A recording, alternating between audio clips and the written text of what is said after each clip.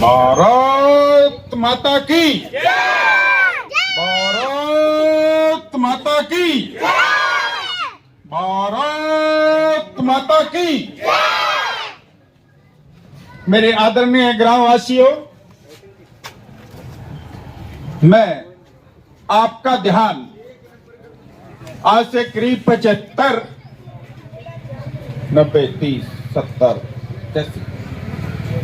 95 वर्ष पूर्व दिलाना चाहूंगा। 95 वर्ष पूर्व, जब देश की आजादी की मुहिम युवाओं के खून में उबल रही थी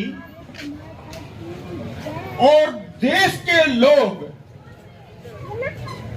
थोड़ा सुस्त चल रहे थे, उन लोगों को जगाने के लिए शहीद आजम भगत सिंह, राजगुरु सुखदेव ने फांसी का फंदा चूमा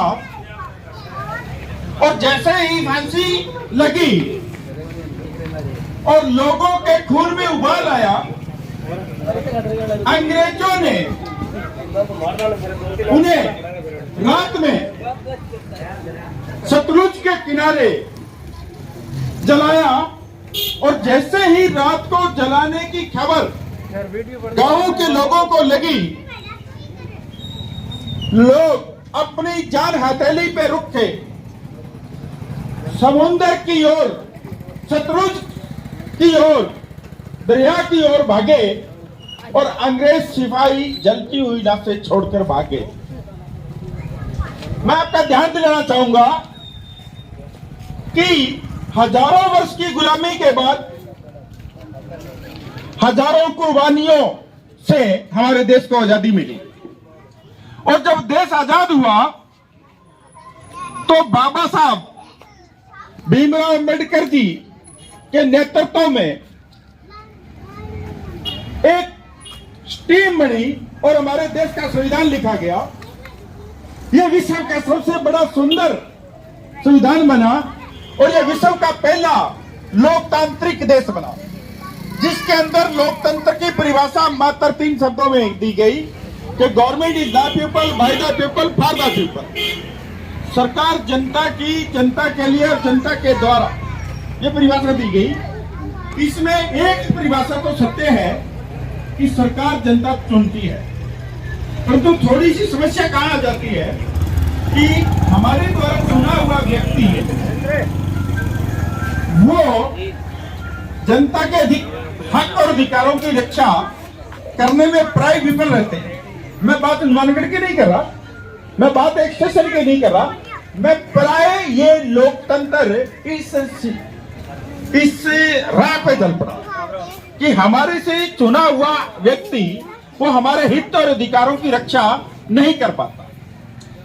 खैर, मैं अगर मेरे बारे में बताऊं तो मैं 16-17 साल के अंदर जो मुझे पंजाब से यहाँ आना पड़ा, उस वक्त पंजाब के उग्रवादियों की हिट लिस्ट में था और 2 कमांडो AK-47 वाले मेरे साथ रहते थे। मैं 17 साल का था और ये कारण बना मुझे राजस्थान में स्थापित किया गया।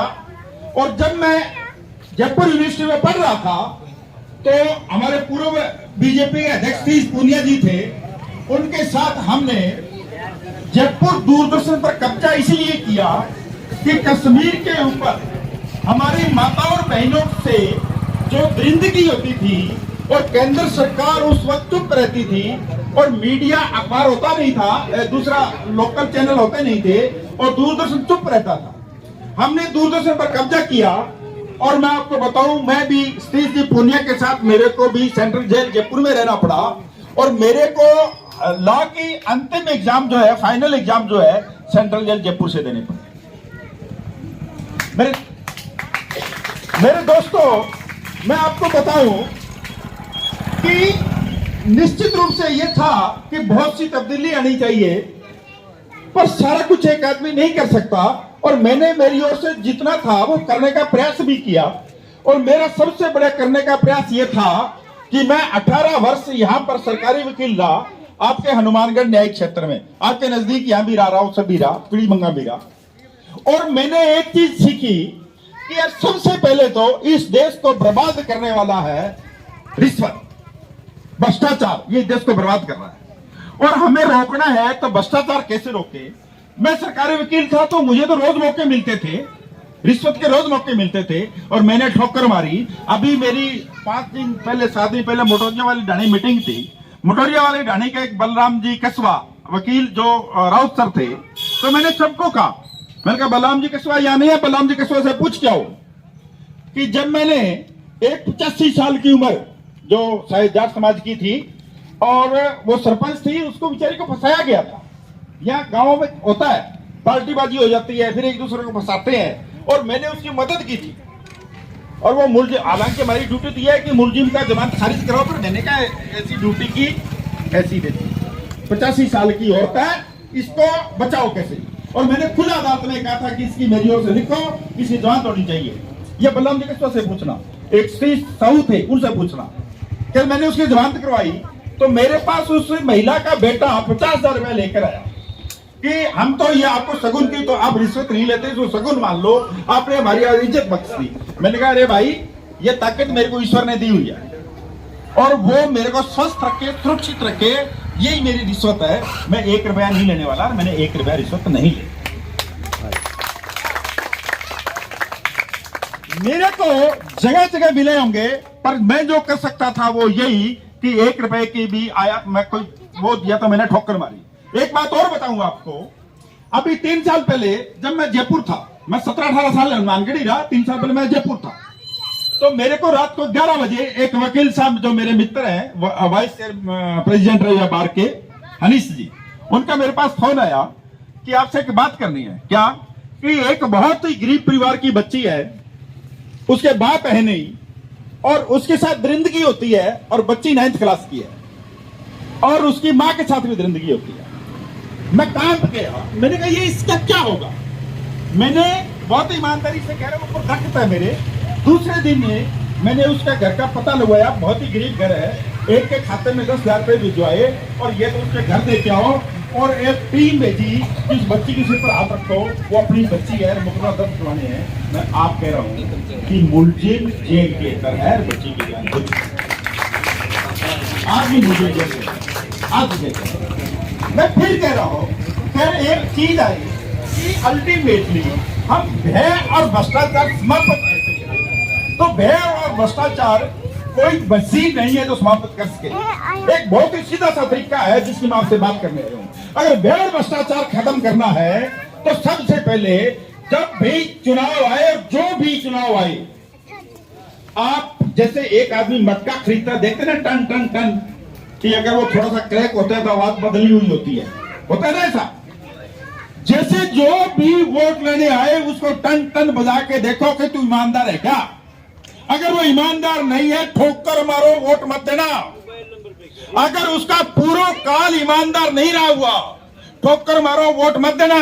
और अगर आप ईमानदार इसको भ्रष्ट मानते हुए वोट देते हो तो देश का सत्यानाश करने में आपका अहम रोल होगा। Very good.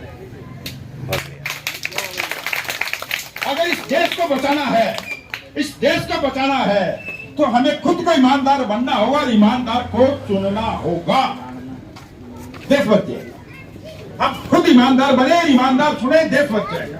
समस्या क्या आती है कि मैं एक और परिभाषा बताऊं, आज की समस्या क्या आती है कि हम जिसको चुनते हैं उनके साथ हमारा रिश्ता क्या होता है? जिसको चुनते हैं उनके साथ हमारा रिश्ता क्या होता है? जिसको चुनते हैं वो हमारा सेवक होता है, परंतु वो हमारे स्वामी की तरह रहता है। ये अफसोस है, इस लोकतंत्र के लिए अफसोस है कि चुना हुआ प्रतिनिधि यह महसूस करवाता है कि मैं यहाँ का स्वामी हूँ, मैं यहाँ का मालिक हूँ। ऐसा नहीं है, वो यहाँ का हमारा सेवक होता है, सेवक, और उसे सेवक की तरह ही रहना चाहिए। वो एक एक वोट भिक्षा की तरह मांगता है, जैसे एक भिखारी रुपया, रोटी, आटा, दाल मांगता है, वैसा ही चुना हुआ प्रतिनिधि एक एक वोट भिक्षा की तरह मांगता है। तो वो अंकड़ कहां से आती है? वो कहां से आती है? वो किस गलतफहमी रहता है? उस गलतफहमियां निकालनी होगी आपको। दूसरा, एक और मैं आपको पूरे संविधान की बात कर रहा हूं, मैं पूरे संविधान की, जो संविधान की परिभाषा है, मैं कानून से उधर बात नहीं करता। कानून में लिखा होता है कि जो भी तनख्वाह वो चाहे मास्टर हो और वो कलेक्टर हो, वो चपरासी हो, वो एसपी हो, जो तनख्वाह लेता है सरकार से वो पब्लिक सर्वेंट है। ये ध्यान कर लेना, वो गवर्नमेंट सर्वेंट नहीं है। किसका सर्वेंट है? पब्लिक सर्वेंट है। ये संविधान बोल रहा है, मैं नहीं बोल रहा। ये इस देश के कानून बोल रहा, मैं नहीं बोल रहा। तो ये जो एसपी कलेक्टर जो तनख्वाह लेते हैं, जो पब्लिक सर्वेंट है, ये जनता के साथ उनका बर्ताव जनता के सेवक की तरह है या जनता के शासक की तरह? आप बताइए। शासक की तरह ही है। अब अगर वो शासक की तरह है तो ये हम आज तक जागे क्यों नहीं? हमें जागना पड़ेगा। अरे भाई, तुम हमारे शासक थोड़े ही हो। अब ये अंग्रेजों का राज थोड़ा ही है, ना राजाओं का राज है, ना अंग्रेजों का राज है। किसका राज है? जनता का। जनता का राज जनता का है। तो जनता को चाहिए कि राज करना सीखे, जनता को चाहिए कि राज करना सीखे।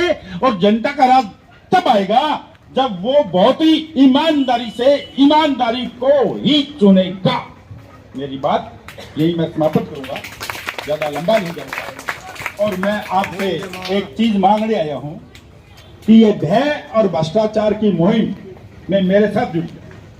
भय और भ्रष्टाचार की मुहिम में मेरे साथ जुड़िए, ईमानदारी को अपनाइए। और ईमानदारी मात्र वोट देने में नहीं है, मात्र वोट देने में नहीं है।